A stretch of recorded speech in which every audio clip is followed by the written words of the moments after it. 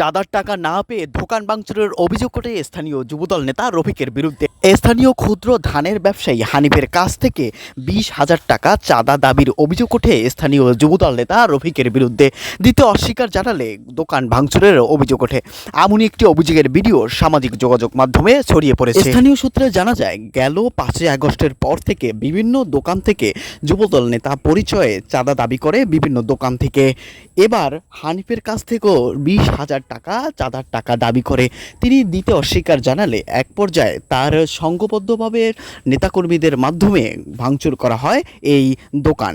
এছাড়াও স্থানীয় আরও সূত্রে জানা যায়, তারা বিভিন্ন সংঘবদ্ধভাবে বাজার এবং অন্যান্য বিভিন্ন প্রতিষ্ঠান থেকে এভাবেই চাঁদা আদায় করে এবং বিভিন্ন সময় বিভিন্ন প্রাণনাশের হুমকি ছাড়াও দেওয়া হয় নানা ক্ষয়ক্ষতির ভয়। বিষয়টি সামাজিক যোগাযোগ মাধ্যমে ছড়িয়ে পড়লে নেটিজেনদের মাঝে শুরু হয় নানা আলোচনা সমালোচনা। কেউ কেউ বলেন, পুলিশ এবং অন্যান্য যারা স্থানীয় প্রশাসন রয়েছে তাদের কাছে বিষয়টি যদি জানানো হয় তবে সমাধান পাওয়া যেতে পারে।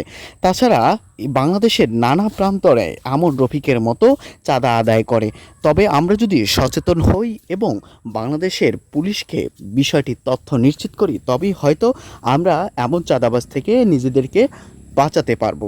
তাই চাঁদা দেওয়ার পূর্বে অবশ্যই 999 ডায়াল করে পুলিশকে জানাতে হবে। অপরদিকে স্থানীয় যুব সমাজকে বিষয়টি অবগত করতে হবে এবং সকলকে সচেতনতার মাধ্যমে কেবল এই চাঁদা থেকে আমরা রক্ষা পেতে পারি।